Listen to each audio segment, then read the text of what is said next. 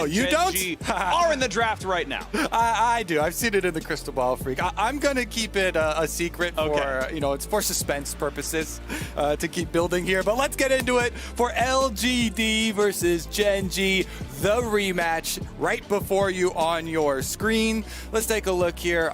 Getting right into Champion Select. Renekton first pick, but it is an LPL team, so has more viability than your run-of-the-mill. Only LPL you're allowed to pick this champion. We'll see how well it does here. Of course, Gen.G beat LG the first time around, but that match was incredibly close. Dragon Soul is still to be claimed 40 minutes in. It went back and forth, but Gen.G did claim it. AP jungler, very common with topside. Even if Graves were up, you would probably still go Lilia here for Peanut. And now we get to see what she is going to pick.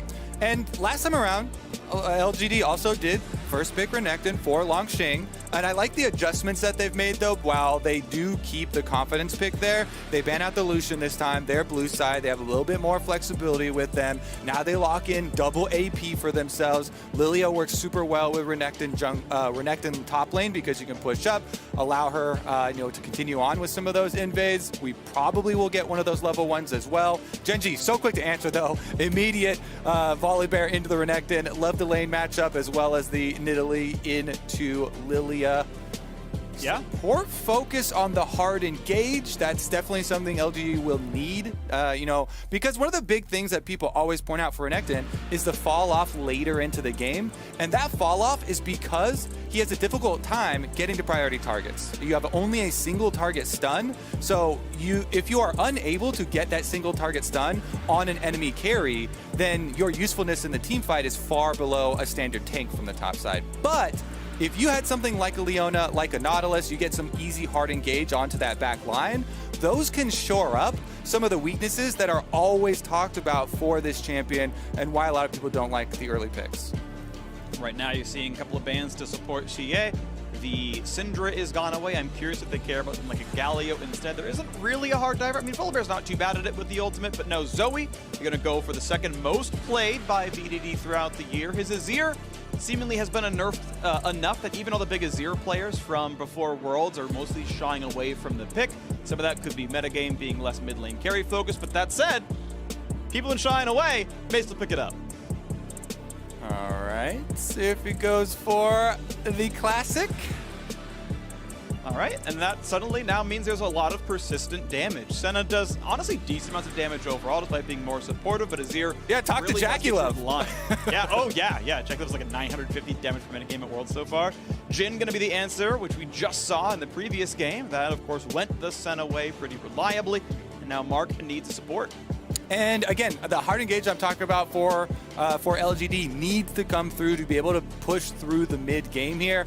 Pantheon, I have absolutely loved this champion for supports. It is going to be really, really focused on early game for LGD, though, with the Renekton pick on the top side, Pantheon on the bottom side with Jhin.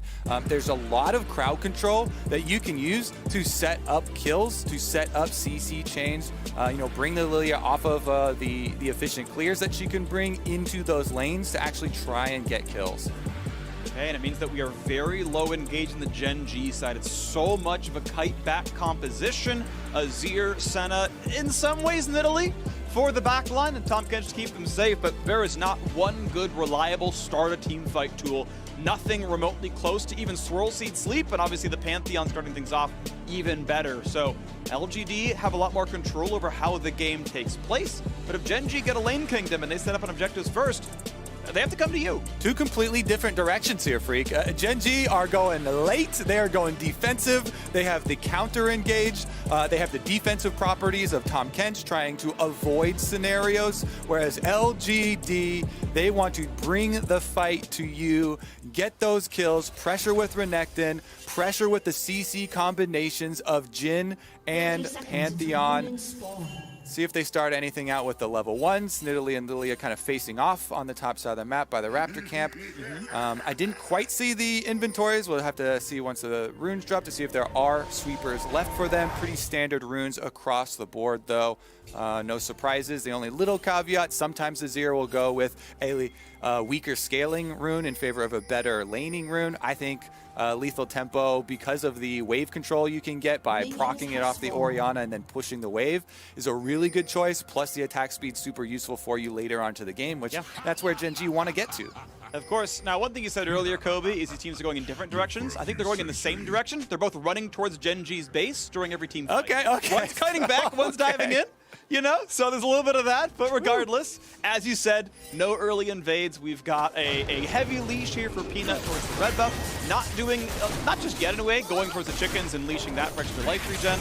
Of course, doesn't need that much help considering he got a pretty heavy leash, 4 autos out of his Jhin down there, so he's optimizing for time instead of health, which I don't think is a problem, but it is a choice he's making to not touch the chickens early. Interesting as well, double sweeper start for LGD, and honestly, I really like it with a Jhin Pantheon lane that relies on kill pressure. It brings up scenarios where you want to try and bluff a lot. And since he's got the early sweeper, he uses it right there coming through, and they have no early invade information on Peanut's whereabouts, it honestly changes your lane matchup a little bit because you are purposely denying this information. Wow, he's landing here.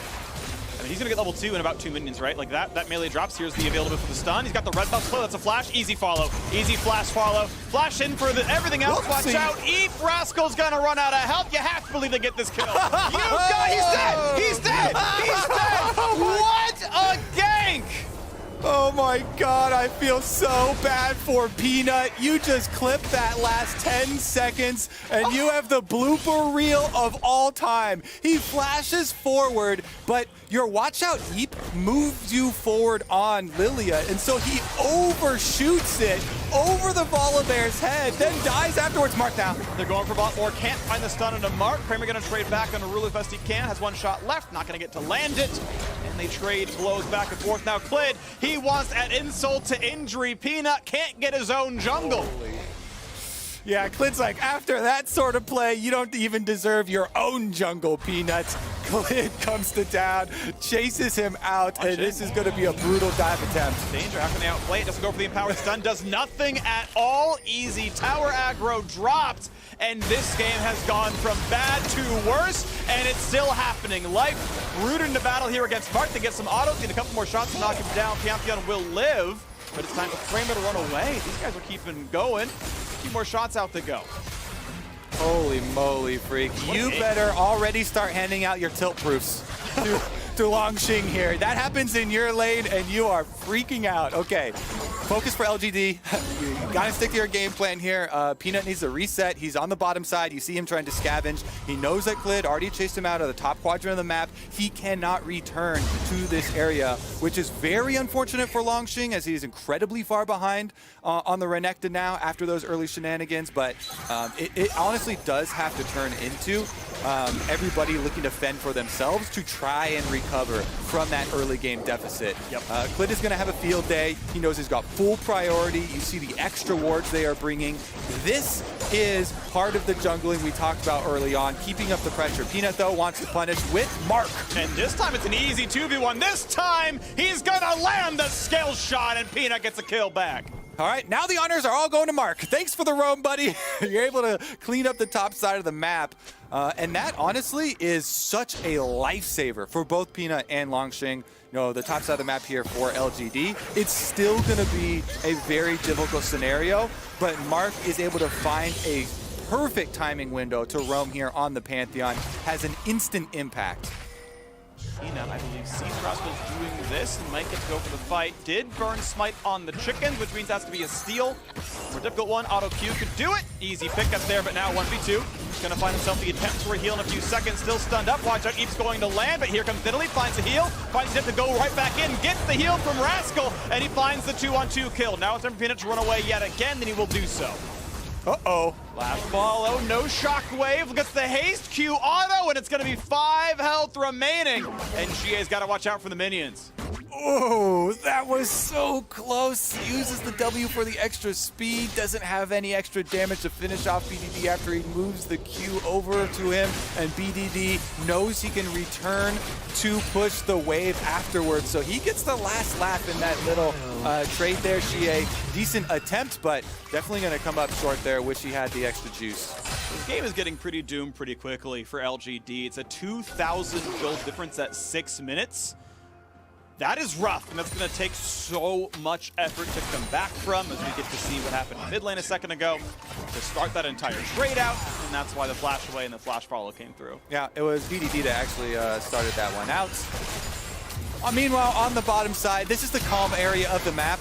Since Jin has gone with the new tech where I actually kind of like it, you know, you start your boots and your bunch of health potions for extra speed for Jin to be able to dodge out on some of the skill shots, the pass-through damage there, but mainly it's for the extra potions for the big sustain that you get for the lane.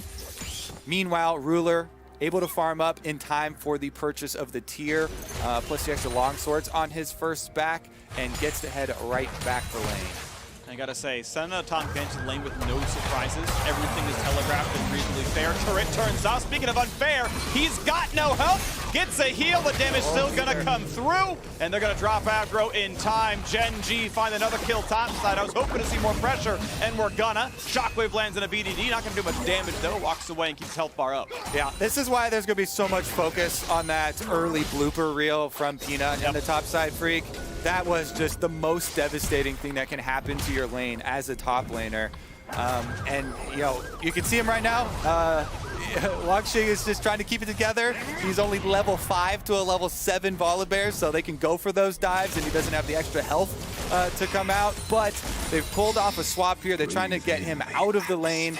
They sent him to the bottom side of the map, bringing up Ruler.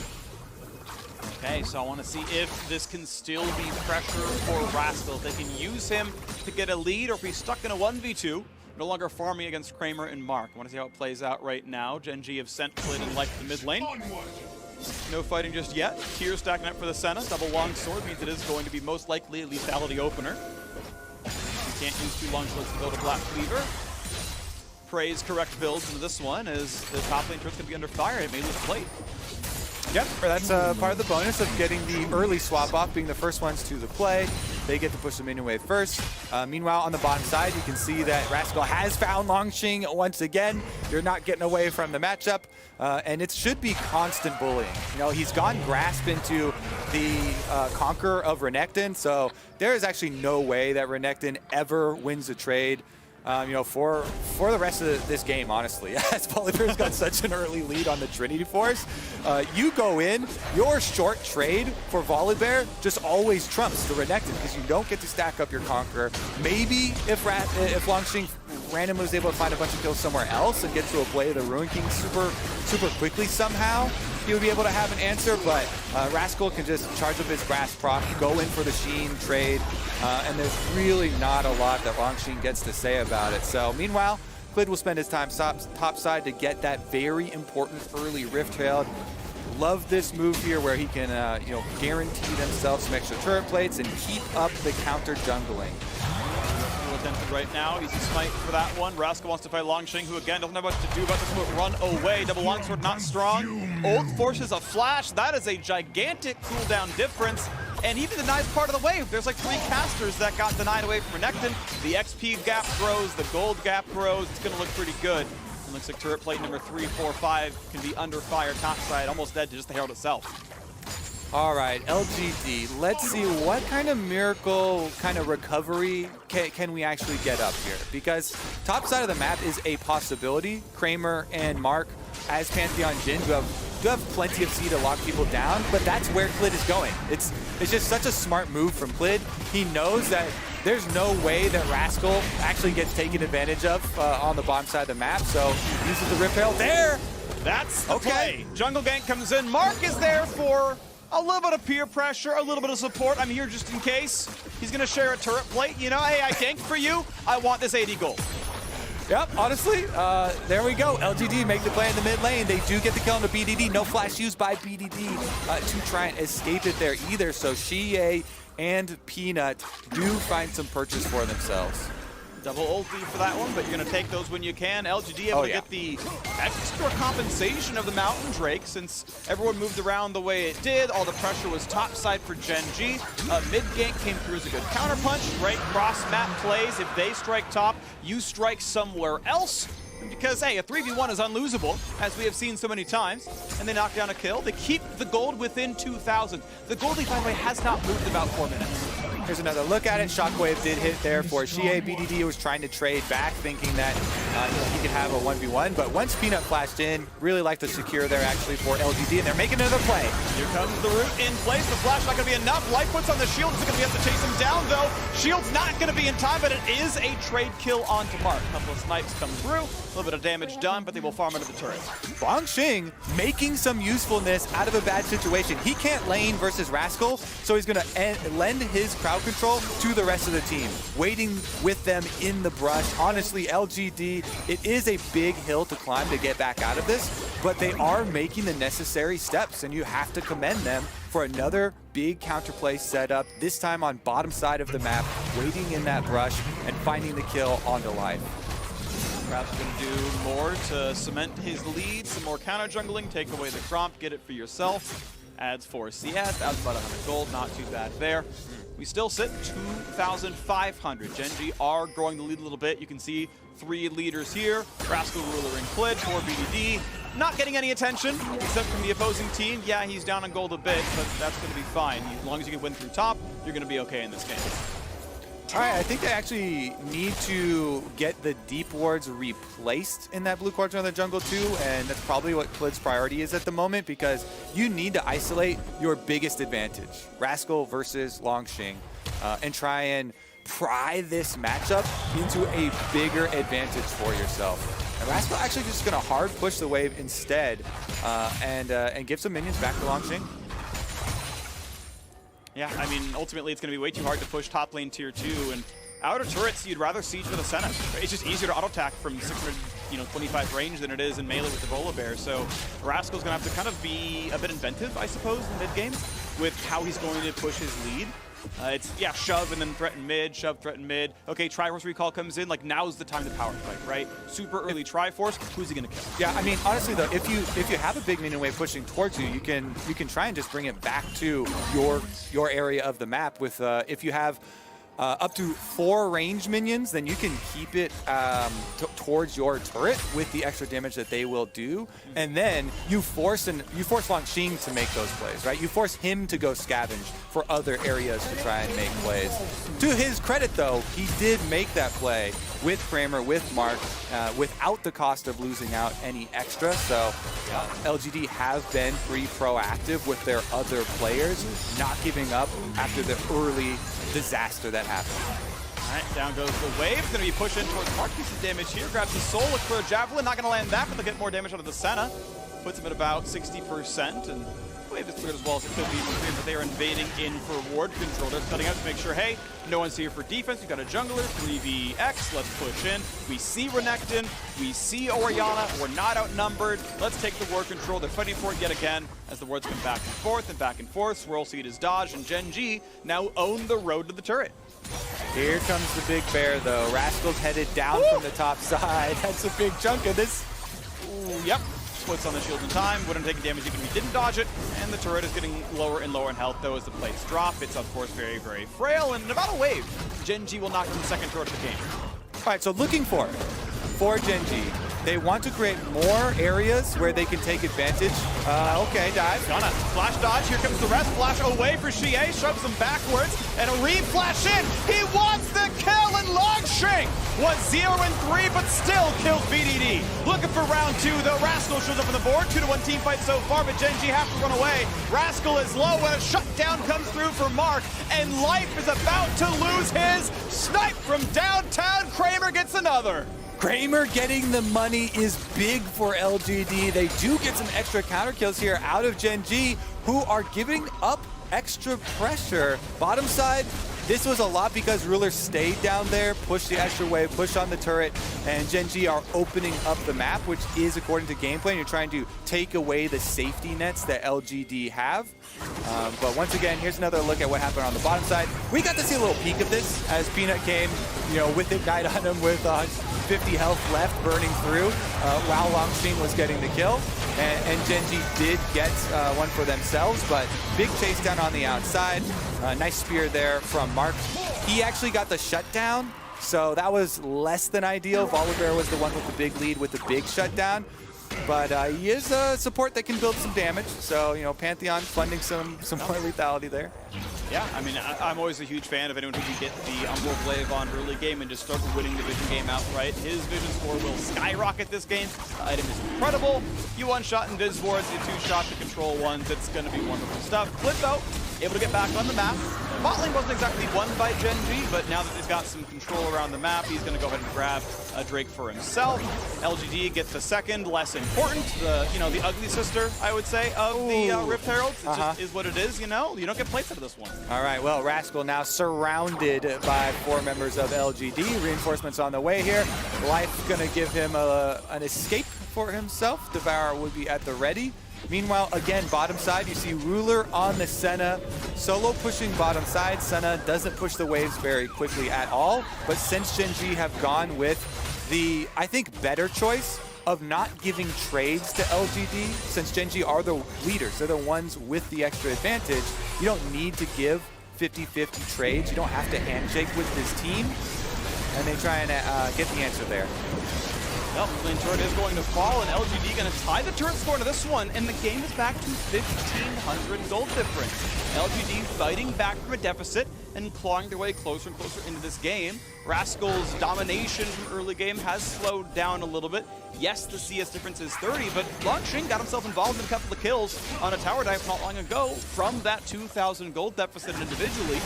So far, it's okay for LGD. Now mid is under fire. Didn't want to get a bit more done. Clid nearly found out. Pledge could have saved them. Not going to be a huge problem. Kramer forced back. Knocks down what of the wave he can. Ruler not even going to step up to auto the turret.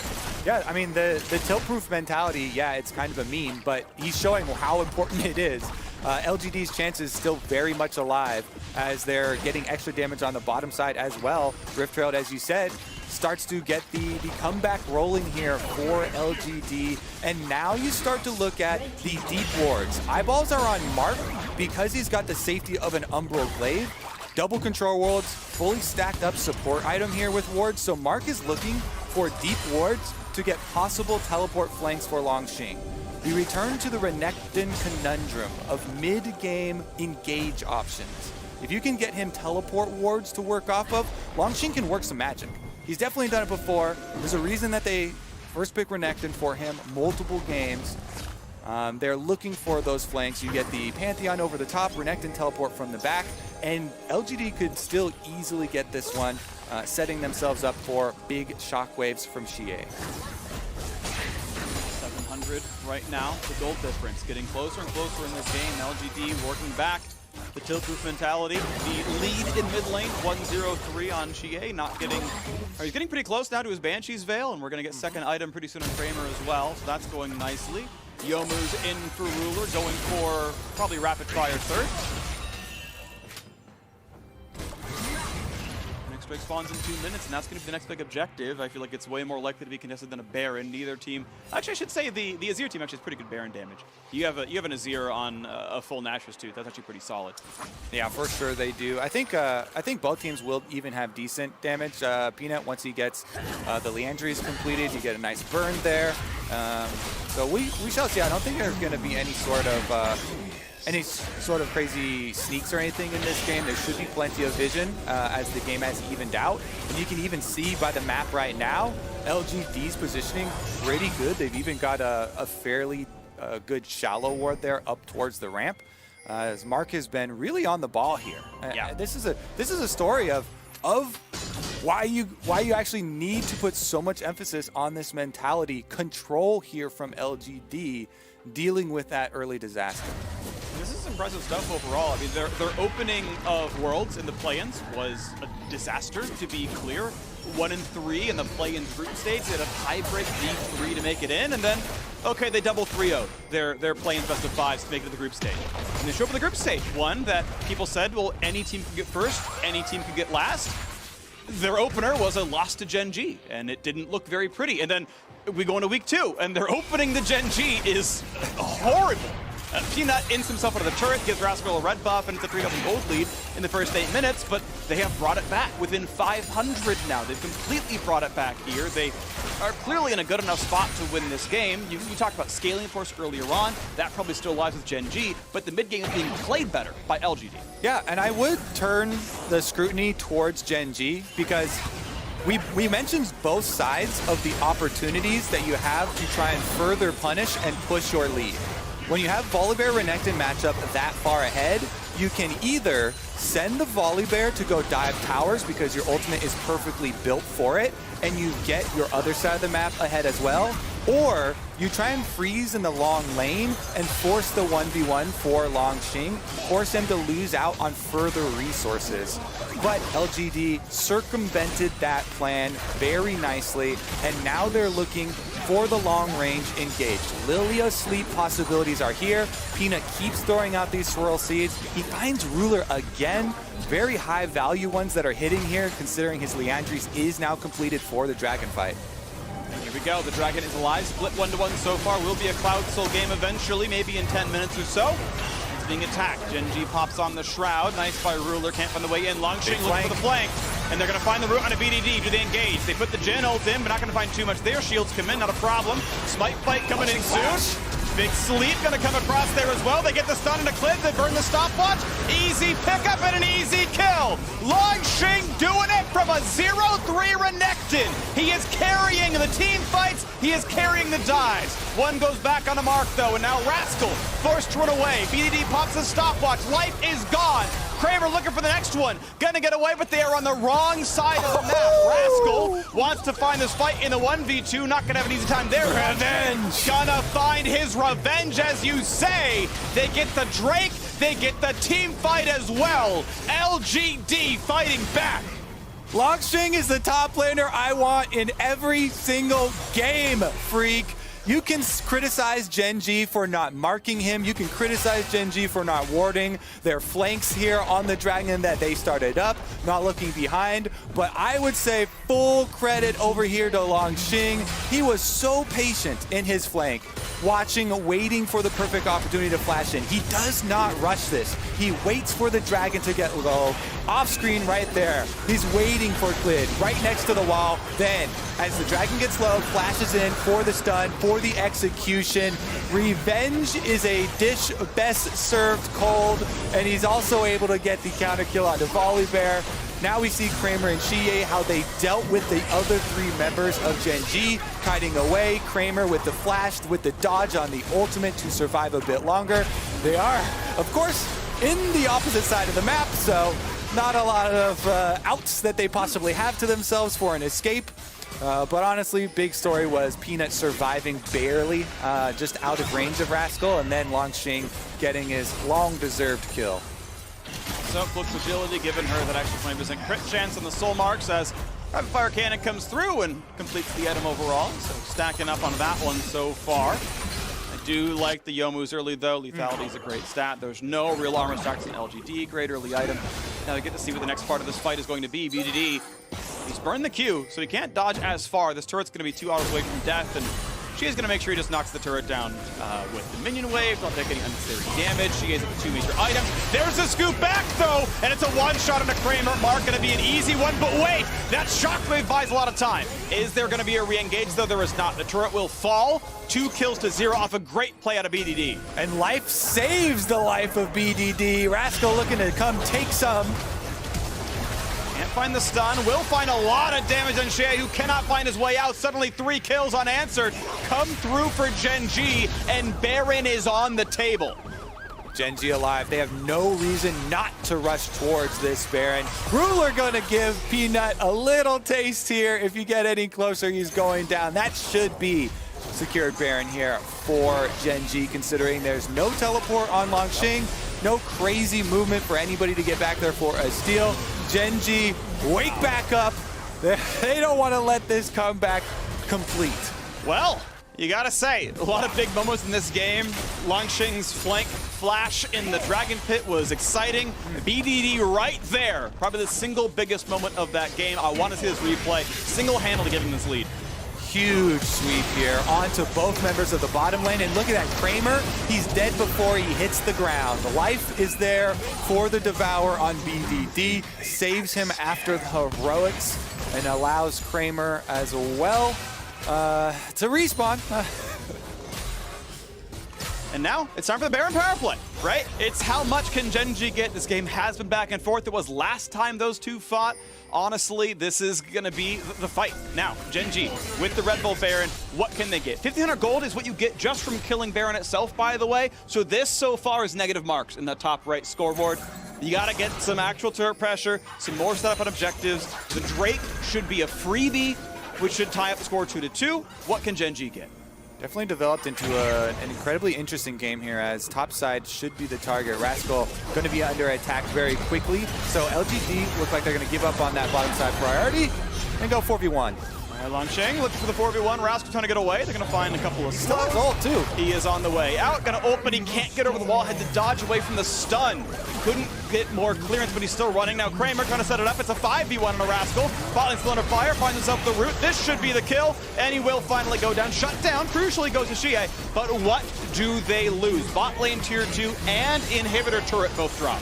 Raid boss down, but the pushing power of Baron on the bottom side allows Gen.G big answers. Bottom side is open. Inhibitor down as well. They finish the job. Is there going to be a re-engage? Because Rascal's dead for 30 seconds. Yes, teleport is up, but Drake is on the map. Gen.G cannot shop with all the gold they earned from those turrets. Will LGD try to contest the Drake? And if they do, you see Gen.G camping on wards. They say, nah, never mind, let's just go for it. But this now gave up some crucial seconds. They're delaying, I guess, now until Rascal shows back up so they can fight a real 5-on-5. Yeah, his teleport is ready here for Rascal, so Gen.G are laying the trap. And they're kind of allowing LGD, if they were going to make that mistake, to walk through their own red quadrant, which is now under the control of Gen.G with all the time spent extra wards that they've had in the last second. Here goes Ruler. Can he land it? Kramer, he's trying to get away. Javelin won't land, but they find some slows out of Ruler. A little bit more, no flashes aggressively. They're not going to get anything more done, but mid is still under fire. Flicking a Zero turret for safety. Dive in makes it easy. Mid lane inhibitor turret is now gone, and they are still pushing in for this. That's the kind of play I wanted to see out of this Baron. They got 2 inhibitors, they got 4 turrets, and Gen.G are well in the driver's seat. Yep, right back on track for them. They had a decent lull there in the middle with LGD setting up very nice counterplay, but we're looking at Ruler once again. There's a reason this guy is the star of the team. With the Senna looking very, very powerful, even keeping the extra control words here for the team. After this Baron, they can reset. That is 2 inhibitors down, so it makes it very easy. Even though normally you're looking up at that Dragon Timer thinking there will be a lull coming up to it, with double inhibitors secured, with that critical follow-up Baron play, Freak, that you like so much. Yep. Gen.G have opened the window to keep the pressure up. They can just go topside. Super minions will stream in during mid lane and on the bottom side of the map. So BDD pushing with confidence. A quick call out I want to give is to items. It's not Worlds Without talking about items apparently in 2020. Infinity Edge is garbage on Senna. I know Jackie Love builds it, I know Ruler build it, and they are the best AD carries in the world. The item is about 1/3 as good on Senna as any other marksman. Just build Armor Pen or something. There are better stats than Infinity Edge Sprint. The math does not lie. This item is trash. Moving on, though, they're going to win almost certainly regardless. 5,300 gold lead, waiting to go for more sieging with 2 hits down.